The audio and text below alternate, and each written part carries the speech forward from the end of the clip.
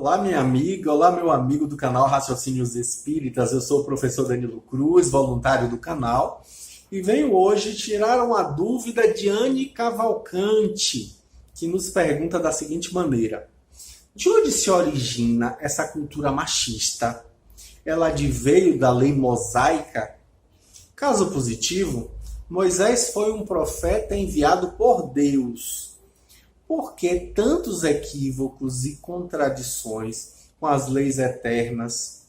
Ou ele se deixou influenciar pela cultura do mundo material? Ela continua perguntando: temos informações sobre o grau de evolução de missionário de Moisés quando esteve na Terra? Pois bem, vamos responder. Primeiramente, é importante que a gente traga que desde Aristóteles, lá na Grécia Antiga, discípulo de Platão, cuja cosmovisão influenciou todo o pensamento ocidental, até Freud, passando ainda por Jean-Jacques Rousseau, Schopenhauer, Vogt, Nietzsche, Darwin e dentre muitos outros, é preciso a gente lembrar que o machismo vem se replicando na cultura a prejuízo das mulheres ao longo da história. A própria estrutura social, desde as primeiras coletividades de coletores, de caçadores, vem sobrecarregando as mulheres com o pretexto de que elas são supostamente inaptas ou elas são frágeis para certas tarefas, como, por exemplo, as militares. Mas a história é recheada de exemplos em contrário, isso é bem óbvio. Esse machismo, na verdade, é muito anterior ao mosaicismo, muito anterior a Moisés. Moisés, Moshe ou Moshe, que significa tirado das águas, ou traduzindo do egípcio, significa filho, foi um líder religioso, juiz, legislador e profeta reconhecido no judaísmo, também no cristianismo e também no islamismo. É curioso que não foram encontradas, até o momento, provas arqueológicas da existência de Moisés, conforme relatado no texto bíblico. Mas a Moisés é atribuída a autoria da Torá, o livro sagrado dos judeus, também conhecido como o Pentateuco bíblico, ou seja, os 5 primeiros livros da Bíblia, quais sejam Bereshit, que é no princípio, né, que é conhecido pelo público não judeu como sendo Gênesis, Shemot, que é os nomes, ou como é mais conhecido, o Êxodo, Vaikra, que significa Ixamô, ou Levítico, Bamidbar, no deserto, que significa, é o livro de Números, e Devarim, que é o livro Palavras, ou Deuteronômio. Pois bem, segundo a tradição judaico-cristã, Moisés foi um instrumento de Deus para libertar os hebreus, que o consideravam seu principal legislador e um dos mais importantes líderes religiosos até hoje. De acordo com o texto bíblico e com a tradução judaico-cristã islâmica, Deus realizou diversos milagres através de Moisés após uma experiência de teofania. Ele libertou o povo de Israel da escravidão do Antigo Egito e instituiu a Páscoa judaica. Pois bem, a Páscoa, né, que todo ano a gente comemora, vem daí.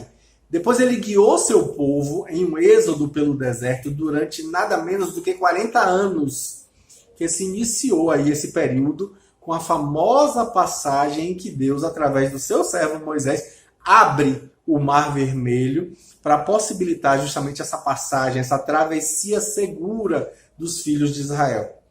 Ainda segundo o texto bíblico, Moisés recebeu no alto do Monte Sinai as tábuas da lei de Deus, contendo os 10 mandamentos.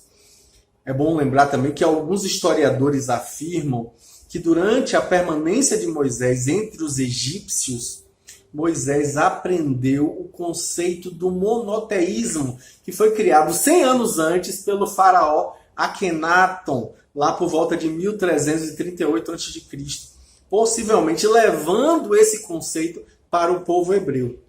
O nome de Moisés é citado não menos do que 894 vezes na Bíblia. tratado nas Escrituras como o mais humilde de todos os homens que havia sobre a face da terra, conforme o livro de Números, capítulo 12, versículo 3.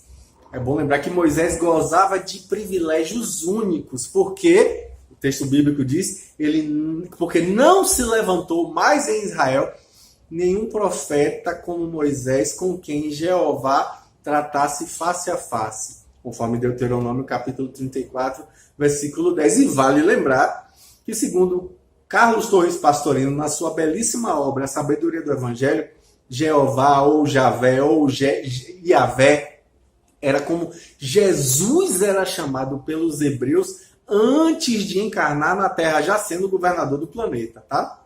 Portanto, Moisés era um médium de Jesus. O Rabi Itashkar Lúria, conhecido como Arizal, era o maior cabalista do reino de Israel no século XVI, dentre os israelitas. Escreveu um livro chamado Sefer HaGilgulim, que em livre tradução significa o livro das reencarnações, que é justamente a respeito das reencarnações no Talmud, o livro das tradições orais do judaísmo.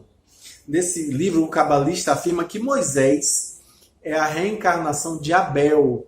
Abel, o irmão de Caim, que foi assassinado por Caim. Olha que interessante.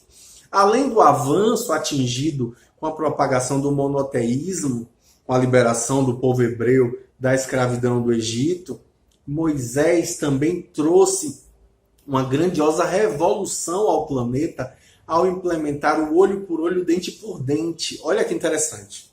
Na verdade, o olho por olho, dente por dente foi uma grande sacada, um grande avanço evolutivo, se a gente pode falar assim, em uma sociedade na qual graçava a injustiça.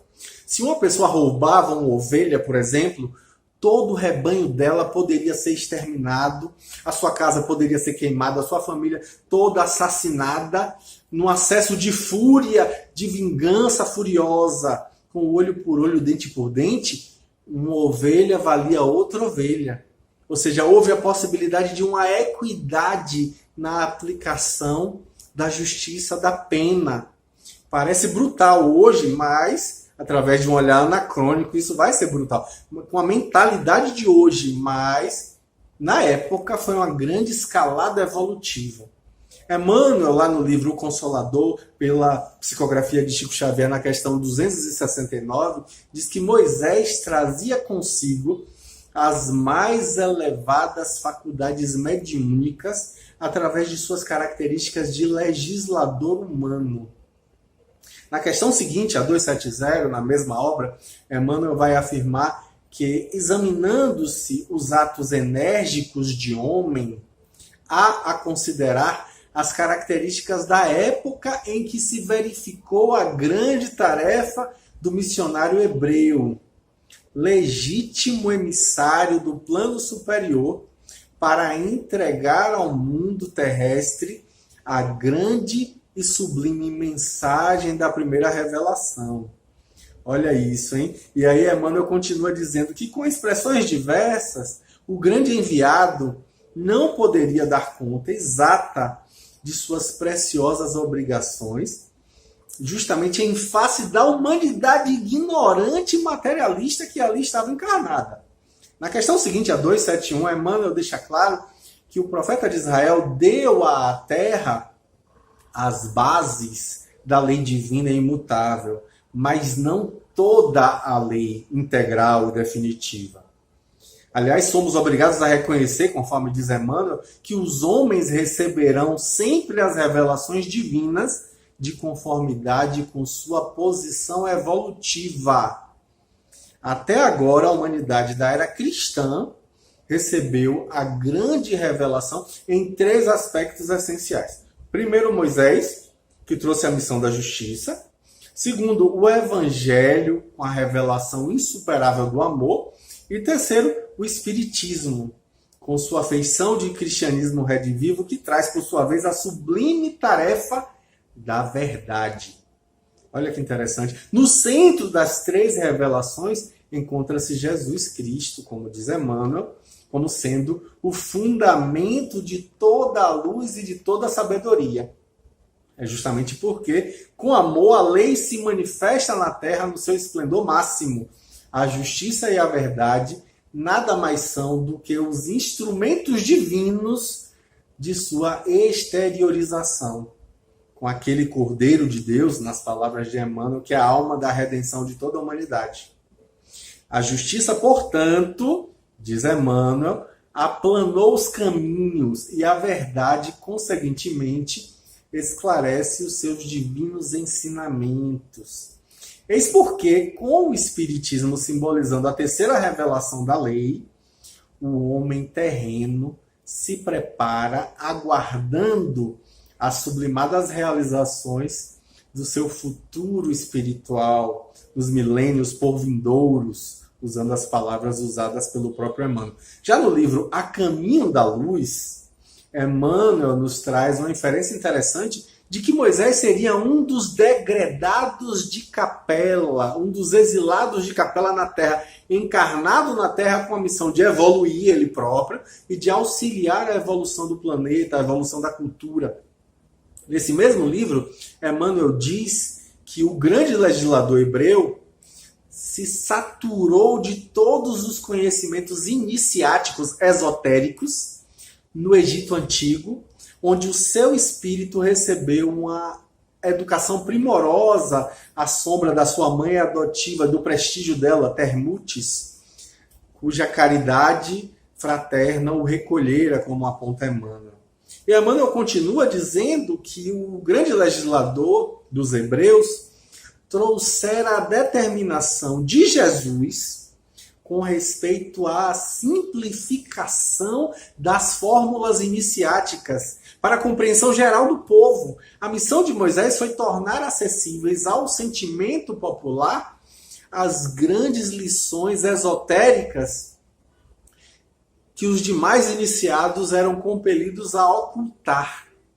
E, de fato, no seio de todas as grandes figuras da antiguidade, destaca-se o vulto de Moisés como sendo o primeiro a rasgar a cortina que pesa sobre os mais elevados conhecimentos, nas palavras de Emmanuel, filtrando a luz da verdade religiosa para a alma simples e generosa do povo.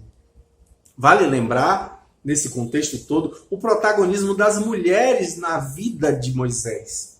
E aí eu trago um destaque para Joquedebe, a mãe de Moisés, Termutes, a mãe adotiva que eu falei agora há pouco, a irmã dele, Miriam, e especialmente a esposa de Moisés, Séfora ou Zípora, a depender da tradução, que salvou Moisés da ira de Deus ao circuncidar o filho, conforme o texto encontrado no livro de Êxodo, capítulo 4, versículos de 24 a 26. Vale lembrar, para fechar minha fala, o Evangelho segundo o Espiritismo. Lá no capítulo 1, Moisés decretou leis as mais diversas, além do decálogo, as 10 leis dos 10 mandamentos. Porque ele se viu obrigado a conter pelo temor um povo que é naturalmente turbulento e indisciplinado, no qual tinha ele de combater os arraigados abusos e preconceitos adquiridos durante a escravidão do Egito.